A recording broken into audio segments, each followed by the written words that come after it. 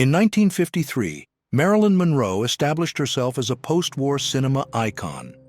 At 20th Century Fox, she led Gentlemen Prefer Blondes alongside Jane Russell, immortalizing "Diamonds Are a Girl's Best Friend." The success reinforced the power of musical comedies and the logic of the studio system in Hollywood. Elizabeth Montgomery, a standout of American television in the 1960s, was established in Bewitched, 1964-72, and moved between film and television dramas. Her image evokes the era of network consolidation and televised pop culture. Versatile, she opened space for female protagonists and left an influential body of work. In 1943, at the height of U.S. mobilization in World War II, Penn Station in New York functioned as a hub for troops and civilians. On that platform, frequent farewells recorded the separation of soldiers and families, reflecting the war effort that depended on the railways to move men and resources. In 1995, at the height of Hollywood's post-'80s reconfiguration with comedies and franchises dominating the box office, Cameron Diaz consolidated her transition from model to actress. That year, she expanded her roles and visibility, asserting herself as a face of the generation and making her mark in an industry in transformation. New stars were emerging, along with celebrity marketing. In 1947, in the post-World War II period, the Danish explorer Peter Freuchen, born in 1886, set out on a new journey with his third wife, the illustrator Dagmar Kohn. The travels renewed scientific interest in the Arctic and Greenland, regions where Freuchen had lived among Inuit since the early 20th century. In 1941, in Canada, Veronica Foster, a worker at John Inglis, was photographed handling a Bren machine gun. The image circulated in official war effort campaigns, recording the massive entry of women into factories and becoming an emblem of Allied civilian mobilization in World War II between 1939 and 1945. Christine Margaret Keeler, an English model and topless dancer, became a key figure in the Profumo affair.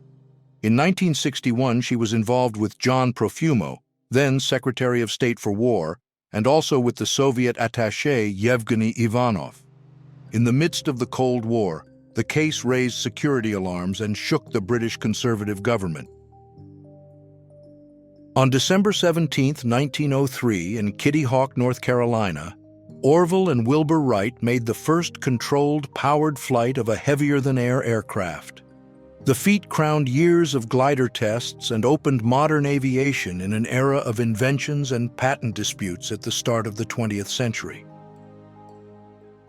Old San Juan, Puerto Rico, c. 1900, a fortified urban core with walls, El Morro, and San Cristobal. After 1898, under U.S. rule, it preserved a Spanish layout, cobblestone streets, and houses with balconies.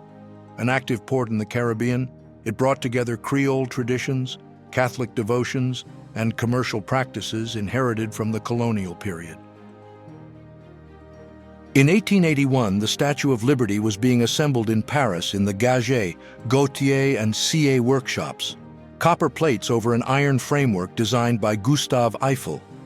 Conceived by Frederick Auguste Bartholdi, the work was destined for the United States, celebrating the centennial of independence and Franco-American friendship. The image shows this stage of the construction site. In the 1960s, amid the expansion of global TV and the boom in pop entertainment, Raquel Welch went beyond film. She recorded songs, danced in television specials, and worked as a model. This image reflects the period when versatility propelled careers and her reinvention reached worldwide prominence. Joe Black Fox, also called Chief Joe Black Fox, was a Sioux chief and artist. In 1898, he joined Buffalo Bill's Wild West, a traveling spectacle that brought staged scenes of the frontier to the public. His presence illustrates how indigenous leaders, under assimilation policies, negotiated income, visibility, and collective memory. On June 16, 1963, Valentina Tereshkova became the first woman in space, piloting the Vostok 6 capsule. Her nearly three-day mission took place at the height of the Cold War and the space race, reinforcing Soviet prestige and paving the way for women's participation in space exploration. In the 1940s in the United States, Halloween took root in neighborhoods, already marked by the practice of trick or treat. During wartime and rationing years, costumes were improvised. At times, children displayed grotesque papier-mâché or rubber heads, echoing folkloric traditions and the period's dark humor. In 1954, Janet Leigh was experiencing the height of the American studio system.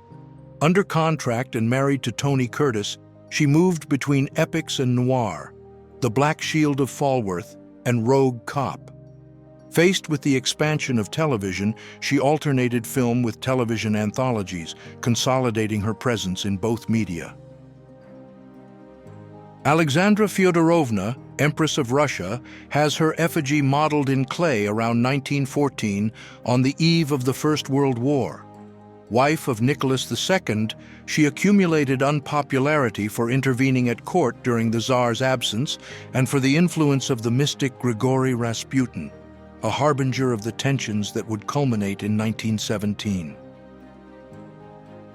In 1942, at the height of the Second World War, Princess Elizabeth, then 16, was appointed honorary colonel of the Grenadier Guards, one of the oldest regiments of the Household Division. The appointment consolidated the Crown's role in military cohesion and inserted her into rights that sustained British morale and recruiting. In the 1950s, in the post-war period and the height of suburban consumption, magazines and fairs disseminated visions of an automated home. In this context, lawn care became a showcase for the technological promise.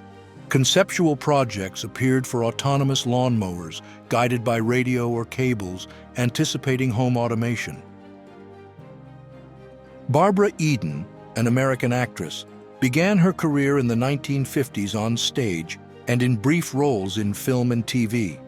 The image refers to the moment when television was consolidating in the U.S. post-war period. In the 1960s, as Jeannie in I Dream of Jeannie, she became an icon and a landmark of global television comedy. In May 1944, on the eve of D-Day, Princess Elizabeth visited a British airbase to observe the airborne forces.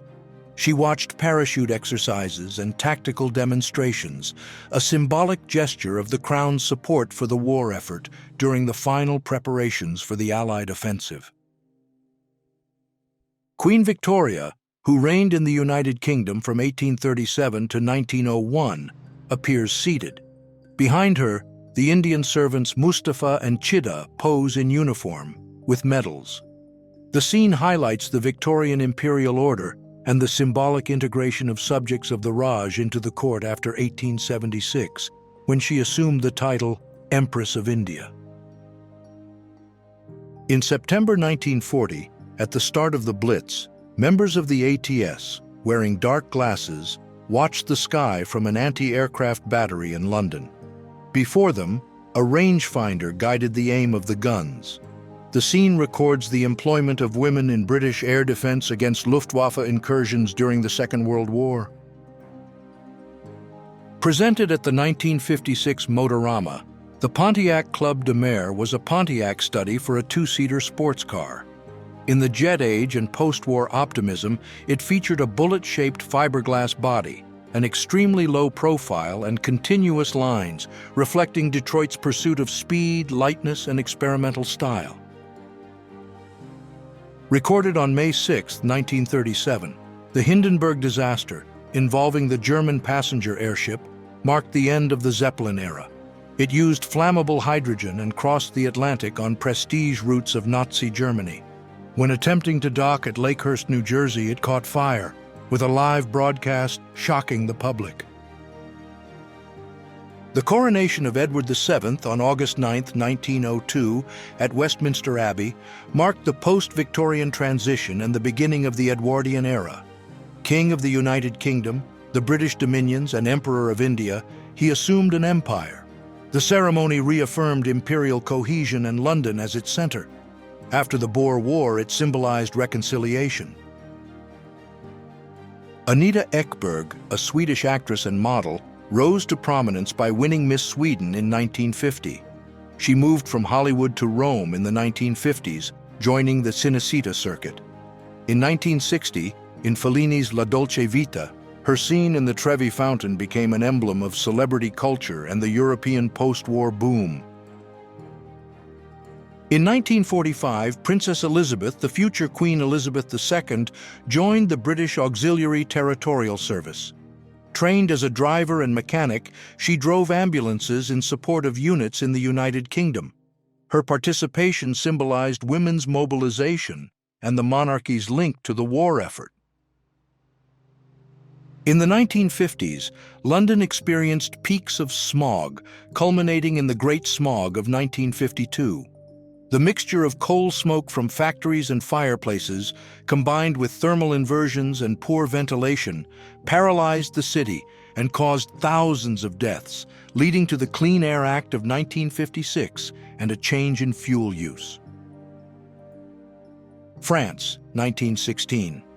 British soldiers form a soccer team near the Western Front, posing with gas masks. After the chemical attacks that began in 1915, the equipment became a constant presence.